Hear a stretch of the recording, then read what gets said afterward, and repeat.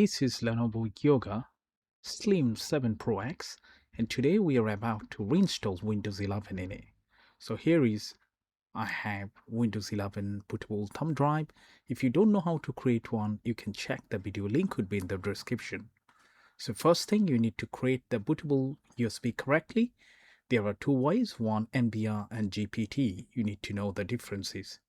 Okay, so traditionally for any laptop to get into BIOS, we need to press the function key from F1 to F12, one of them. But for this model, as you can see, there is a little hole in there. And right next to it, there is a anti-clockwise sign in there.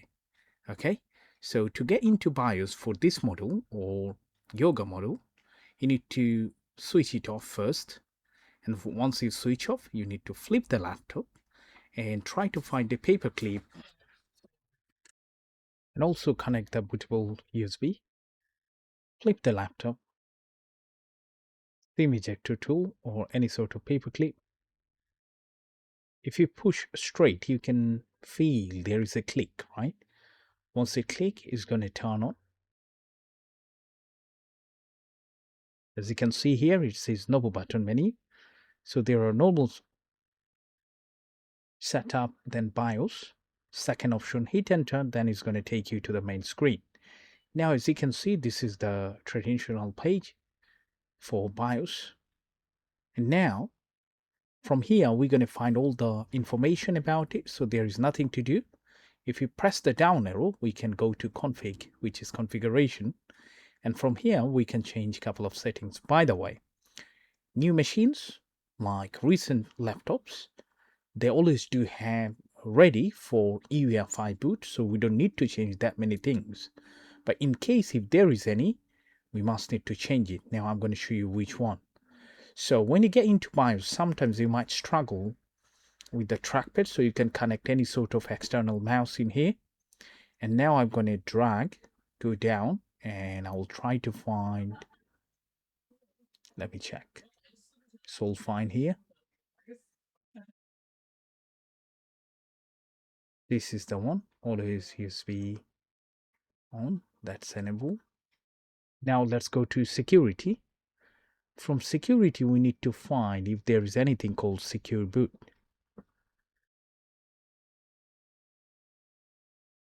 As you can see here, secure boot, make sure that is enabled. This is the first thing.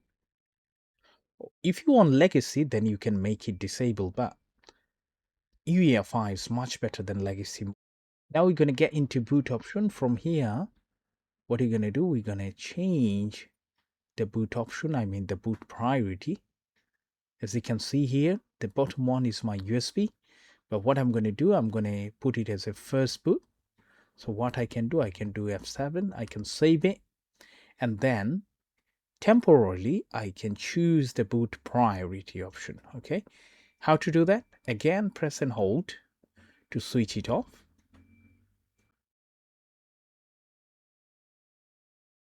And we're going to repeat the same thing now. Click the BIOS button, or you could call Novo button. In this stage, we're going to go to boot menu. The third one, hit enter. Now it's going to give you the available options, which is the second one.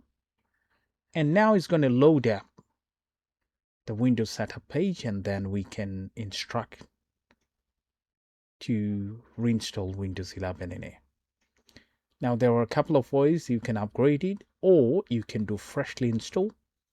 If you do freshly install, then you might need to repartition your drive. If you do that, then you're going to lose the existing data. So make sure you back up the data first. So I'm going to hit next, accept the terms and condition, the agreement. Next. Now, here is the tricky part. Make sure you don't delete or format anything.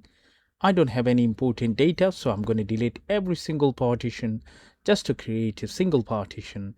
So I'm going to have maximize space from this SSD.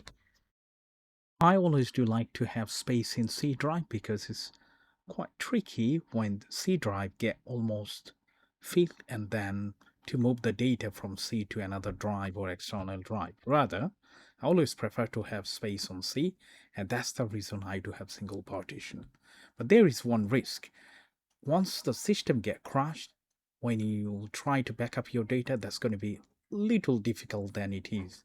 But if you put it in the separate partition, it might not get affected if you do have any sort of corrupted system.